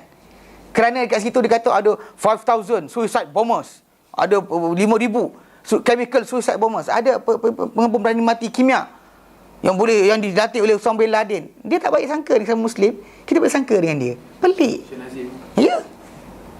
Dia Dia cakap benda tu. Ini yang kita kata dengan dalam Fox News kan. Maksudnya dia tak sangka baik sama Muslim, kita sangka baik dengan dia. Saya pelik tak faham. Bila orang kita kena sangka baik juga share. Mana tahu kok tak ada kokok dah. Ni masalah dia. Tak.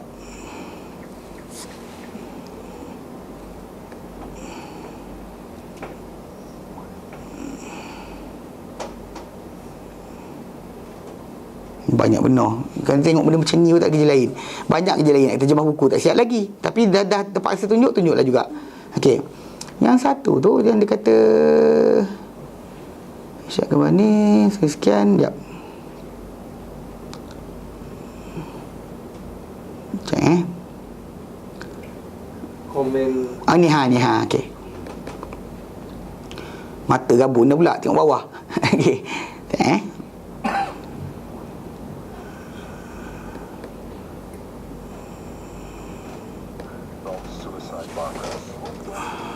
يعني وهو يستشهد يصل إلى قمة السعادة يعني آخر حدود النشوة. When I saw all this stuff coming from these teachings of the Wahhabi sect, and Bin Laden was being doctrined with it, and he is teaching it wherever they go with his group. So in 1999 I stood up and I spoke. Oh, that was the biggest storm. Almost 3 years before 9/11, Gabani was at this State Department conference in Washington, where he was warning about Osama bin Laden and suicide bombers. Boleh cakap dekat State Senate. Orang macam mana agak-agak boleh masuk itu? Nusuk Qardawi. Bertaraf Nusuk Qardawi cakap dekat situ. Siapa orang yang akan diajak oleh Amerika Syarikat untuk bercakap macam ni? 3 tahun sebelum berlaku 11 September dan sebelum Amerika Syarikat masuk dalam Afghanistan. Dia cakap apa? Dulu istighfar Bush wali. There are 5,000 kamikaze bomber suicide being trained by Bin Laden in Afghanistan, that they are ready to move to any part of the world in order to explode themselves.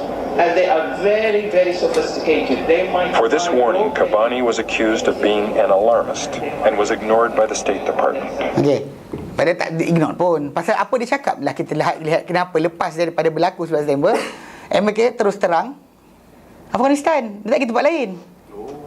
Lepas apa jadi jatuh je bangunan tu, dia pergi serang Cari kat Pakistan. cari Afghanistan terus. Sebab dia yang bagi. Dia kata macam tu. Tengok apa jadi. Ini sangka baik dengan dia macam apa halnya? Kan sangka baik pada kadar lah. Kalau dia kata orang tu dah pergi skodeng orang. Kok mana tahu dia skodeng anak dia sendiri. Gila ke? Skodeng anak mana boleh? Kan benda ada kadar juga kita kata. Yang kita kata benda sangka baik tadi. Nah, sangka baik tadi pada kadar dia. Kalau benda tak ada. Tapi benda ada lah.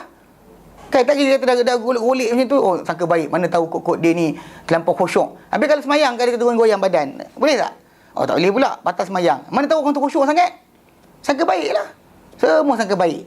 Ini masalah paling bahaya. Sangka baik tadi pada kadar benda luar daripada syariat. Kita kata macam apa berlaku pada kisah Musa AS dengan Khidir. Bila Musa marah kes pembunuhan tersebut, memang Musa marah dan layak dia marah. Tanpa sebarang sebab dan sebagainya. Tapi dia orang kata, tengok, Khidir ada sebab kerana sekian. Itu pasal wahyu. Bukan sebab kerana benda tadi kerana dia ni ada wali, maka dia boleh buat benda berkenaan. Pasal haramkan yang halal. Kecuali orang tu kata tok guru dia, wali dia boleh apa? Halalkan yang haram. Halalkan yang haram. Dia baru kita kata serupalah ilmu dia dengan ilmu Khidir. Jika tidak, tak ada benda. So maksud dia dalam bentuk tadi kita kata memang kita tak boleh sangka buruk. Tapi ikut kadar juga siapa yang kita maksudkan. Siapa yang dimaksudkan? Kerana kalau dalam masalah agama, kalau orang tu kita tak terlibat agama, kita mungkin dia jahil, tak tahu. Kalau orang tu memegang tampuk nama agama, dia masalah. So kita kata kerana ini para sahabat zaman dahulu, mereka dan juga para tabi'in yang belajar dengan para sahabat, mereka menilai untuk mengambil ilmu daripada siapa? Bukan main ambil saja. Kerana once diambil ilmu berkenaan, dan habislah.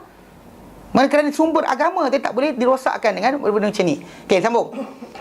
Dia kata telah datang bentuk yang sama pada larangan yang menghalau saudara mereka daripada tempat tinggal. Wala tukhrijuna anfusakum min diyarikum. Jangan tumpahkan darah kalian sendiri. Jangan juga halau diri kalian daripada rumah-rumah kalian. Min diyarikum. Mana? Jangan halau. La tukhrijuna. Janganlah kalian mengusir. Agar tidaklah kalian mengusir mengeluarkan diri kalian sendiri dari rumah kalian sendiri. Ayat dia, tukhrijuna anfusakum min diyarikum. Okey, bukan keluarkan diri sendiri, tak, keluarkan orang yang seagama kalian daripada rumah mereka sendiri. Dan pada itu berkata Ibnu Atiyah, dia kata oleh sebab agama mereka adalah satu dan urusan mereka adalah satu, maka mereka menjadi tengah-tengah mereka sebagai bangsa sebagai individu yang satu. Di tengah semua bangsa dianggap mereka sebagai individu yang satu. Dia menjadikan pembunuhan sebahagian mereka terhadap sebahagian yang lain dan pengusiran sebahagian mereka terhadap sebahagian yang lain sebagai pembunuhan dan pengusiran terhadap diri mereka sendiri. As if bunuh tadi, bunuh diri sendiri, usir diri sendiri. Dan dari itu telah bersabda baginda SAW, jaminan dhaman seorang Muslim tadi adalah satu. Mana kita kata mukmin ni sama mukmin, baik yang paling rendah diri dia, contoh macam hamba, atau yang paling mulia, sama saja. Dan akan berusaha dengan janji tadi, semua di kalangan mereka, daripada yang paling rendah pada yang tinggi. Tak ada siapa yang dibezakan. Pasal mukmin ni adalah sama. Bila janji dia ambil, dipegang, walaupun dia orang paling rendah. Hatta penyaksian, dia paling tukang angkat sampah. Dengan orang yang kerja paling jusa dan sebagainya kan dalam kerajaan. Tak ada kita kata macam, oh ini jusa, dia boleh jadi ni. Awak apa? Awak angkat sampah, tak boleh. Mana ada macam tu?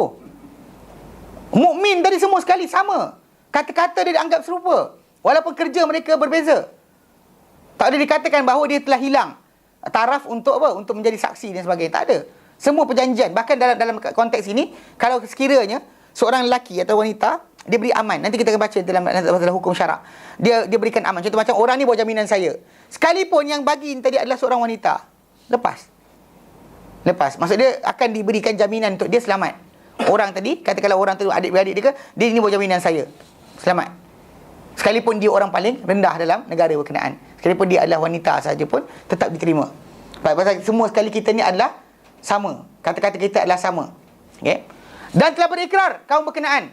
Summa aqrartum wa antum tashhadun. Kemudian berikrar kaum berkenaan terhadap janji tersebut.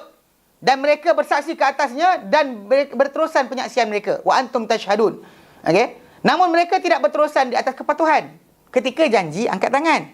Tapi ketika patuh, tak buat. Maka Allah Ta'ala telah menuju kepada mereka kata-kata, summa antum haula, kalian ini, kalian yang sama, the same people, taqtuluna anfusakum, kamu buat juga, kamu bunuh juga diri kamu. Wa tukhrijuna fariqam minkum min diyarihim, dan mengusir sebagian dari kamu ni, sebagian yang lain daripada min diyarihim, daripada rumah mereka sendiri. Maksudnya kemudian kalian ni, wahai orang yang terkini, kalian lakukan perbuatan terlarang ini. Kalian bunuh saudara-saudara kalian usir mereka daripada tempat tinggal mereka, dan bentuk apa? Tazaharuna alaihim bil ismal udwan, untuk menzahirkan pemusuhan dan juga apa? Udwan, dosa dan juga pemusuhan. Maksudnya kalian usir, meninggi diri dan membantu bersama golongan pelampau. Maksudnya kadang-kadang sini nanti kita terangkan. Memang kalau dia kata ada orang nak lawan dengan Yahudi yang sama Yahudi, semua keturunan Bani Yaqub alaihissalam. Tapi bila katakan yang ini ada dimusuhi oleh siapa, yang ini boleh bantu pula yang itu untuk tewaskan. Dekat situ yang Allah Ta'ala kata, kenapa? Pasal janji tu dah diambil. Diorang ambil dari dulu sampai sekarang, kenapa kamu langgar? Dia kata membantu golongan pelampau dengan dosa dan pelampauan dengan tanpa hak. Okay? Lalu kalian tawan mereka dalam pertempuran dan kalian tebus pula. Dia tawan. Lepas tu dia tebus. Pasal dua kumpulan ni, masa nanti kan wa in ya'tukum usara, bila datang pada kalian tawanan. Ini Yahudi ni. Tufaduhum, kalian tebus pula. Sedangkan wa huwa muharramun alaikum ikhrajum, haram ke atas kalian dari mula sekali usir mereka.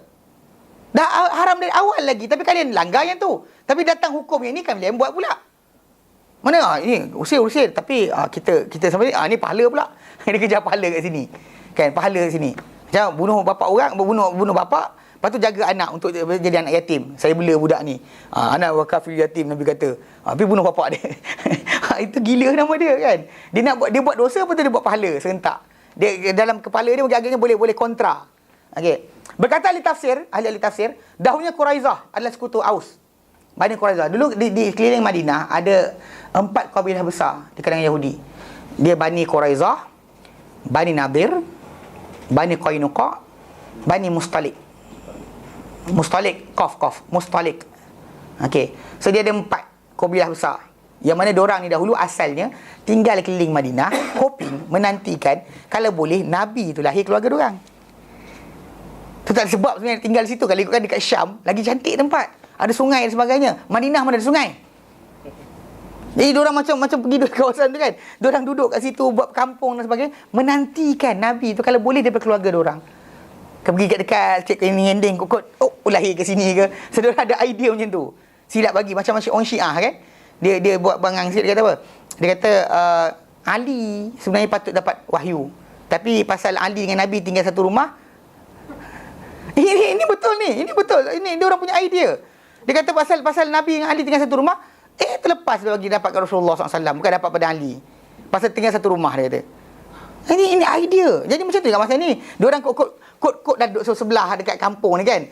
Tahu tempat ni tempat hijrah, bukan tempat lahir. Tempat hijrah. Hatta kalau kita lihat dalam Sirah Nawawi Ibn Hisham, kisah tersebut sejak zaman As'ad bin Abi Qarab. Zaman kerajaan raja-raja Yaman yang lama. Yang ada di kalangan mereka ni masuk Yahudi. Yang masuk Yahudi. Mana Arab masuk Yahudi satu-satunya kabilah kat dunia ni. Yang Afrika tak kira. Yang Afrika tu diorang tak tahu, diorang gunakan saja. African yang dikata daripada Kenya, daripada yang kata apa? Yahudi daripada kulit hitam tu kan. Itu untuk pakai je sebenarnya. Dia tak ada tinggi pun darjat. Dia letak kat barisan depan. Kalau nak perang ke apa, letak depan sekali biar dia mati dulu. Ya, serius.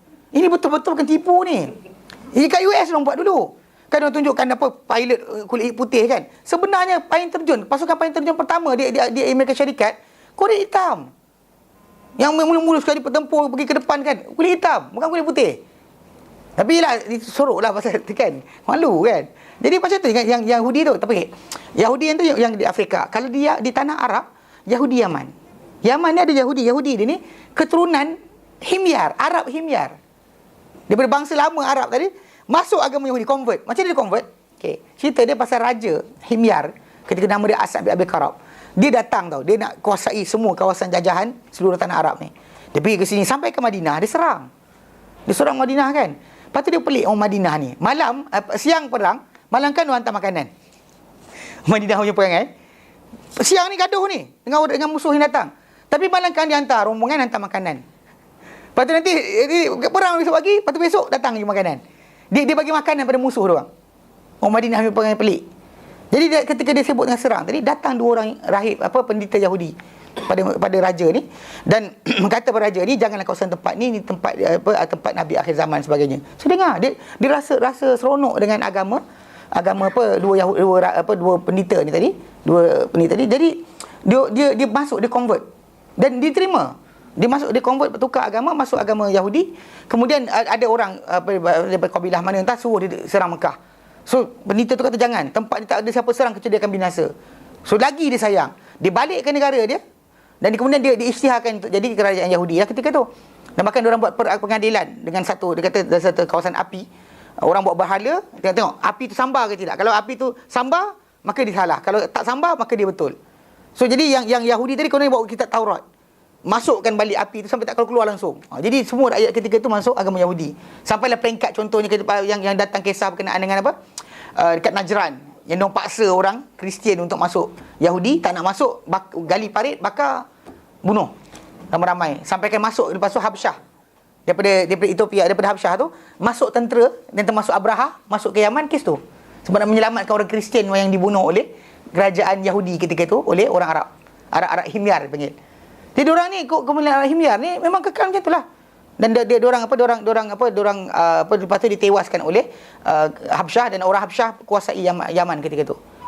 Jadi Yaman ni biasalah ni datang keluar pergi, tak pelik. Ya dulu lagi. Jadi bila konteks ni kan, Yahudi Yaman ni Yahudi yang dipanggil keturunan Arab. Tapi alim, pandai. Kalau pergi ke Jerusalem jadi ketua imam lah. Lepas diorang pindah ramai-ramai. Lu tahun perang Arab 69, kerajaan Yaman ambil tantangan, jual semua harta mereka, pergi. Keluar, tak boleh balik lah. Tak dibenarkan mereka balik. So diorang pergilah. Kadang-kadang cuma time to time ada datang kumpulan-kumpulan ni, datang tunjuk inilah rumah aku. Datang nasuk khabar, tengok kawan nasuk khabar. Dia datang nak lawat ziarah kampung diorang lama. Dia ada kenal dia ni. Pakai serban macam Yaman, jubah macam putih macam orang Yaman. Tapi tepi ni, dia punya rambut tepi ni dia pintal. Macam tocang. Cara kita kenal dia Yahudi ke tidak. Ada seorang budak tu gatal, dia tengok Yahudi dia tengok lama kan. Yahudi tu ngadu dengan polis. Polis pun gitu marah dekat airport. Kawan tu dia tenung kan. Itu dosa tenung lah, buat bertenung. Kan? Tapi dia gitu lah. Dia ada tu. Yahudi ada sikit lagi dekat Yaman, masih ada lagi. Yang kumpulan ni kumpulan Yahudi masuk Arab. Arab masuk Yahudi. Pasal Yahudi ni bukan agama boleh convert. Sayang mana pun tuan-tuan sekalian dengan Yahudi. Kalau orang tu suku Yahudi tak boleh convert. So dia agama keturunan. So kes itu sajalah yang itu je yang dapat. Yang kita kata dalam sejarah diterima pakai bahasa Yahudi. Yang lain-lain ni kita tengok yang kat Madinah tu yang Yahudi asal tinggal sejak zaman tu lagi. Menunggu, menanti kod-kod Nabi lahir daripada keluarga mereka. Tak lahir juga. Tunggu tak lahir. Last sekali datang, tu kelang kabut. Marah, dia orang marah. Jadi bila dulu empat kabilah tu, Bani Nadir, Bani Quraizah, Bani Qainuqa, Bani Mustalik. Okey. Dahulunya dia kata oleh tafsir, dahulunya Quraizah adalah sekutu Aus. Dan Nadir adalah sekutu bagi Khazraj. Dan dahulunya Aus dan Khazraj ni berlaku peperangan. Maka Bani Nadir akan berperang bersama sekutu mereka. Itu Bani Quraizah dan juga Bani Quraizah perang bersama dengan sekutu mereka. Maksud dia, Quraizah dan Nadir tadi ikutkan agama mereka tak boleh terlibat. Tak sepatut mereka terlibat sekali dalam peperangan tersebut. Tapi oleh kerana mereka nak manipulasi juga bangsa Arab tadi tu, yang Aus dan Khazraj tadi, mereka terlibat samalah. Tangkap sekali, sekian perang sekali. Okey. Jadi lalu apabila menang satu kumpulan berkenaan akan mengusir mereka dari rumah mereka dan merobohkan rumah mereka. Bila menang, katakanlah Aus menang, maka Bani Nadir punya kumpulan akan dihalau. Kalau dia kata Bani Khazraj menang, Bani Quraizah kan kena buang, kena halau, kena usir dan sebagainya. Rumah mereka dirampas sebagainya, dirobohkan rumah mereka. Dan apabila ditawan seorang lelaki daripada dua kumpulan berkenaan, mereka berkumpul untuknya harta. Kumpul harta pula. Kalau tertangkap, kumpul harta untuk tebus. Terpelik tu. Time halau, usir. Tapi time bila tawanlah, bayar. Tolong bayar kan. Pelik. Padahal tadi perang dia yang robohkan rumah. Lepas tu bila kena tangkap dia tebuskan dengan hati tersebut. Lalu bangsa Arab akan memalukan mereka dan berkata kami merasa malu untuk menghina sekutu kami. Arab pun pening kepala kan. Macam kau tangkap dah, tadi kau ajak perang sekali, lepas tu kau tangkap kau tebus pula. So orang Arab pun rasa macam ni. Jadi Allah Ta'ala kata benda ni, perbuatan mereka ni memalukan.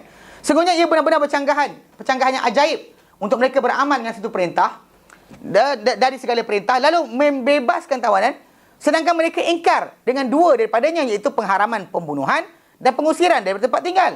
Yang seumpama ini adalah penyembahan hawa dengan hawa, maksudnya keinginan. Mana ini penyembahan, pengabdian diri dengan apa? Hawa. Iman dengan sebahagian kitab, kufur dengan sebahagian. Ya. Ini kita kata pengabdian diri, penyembahan dengan hawa nafsu. Bukannya dengan apa?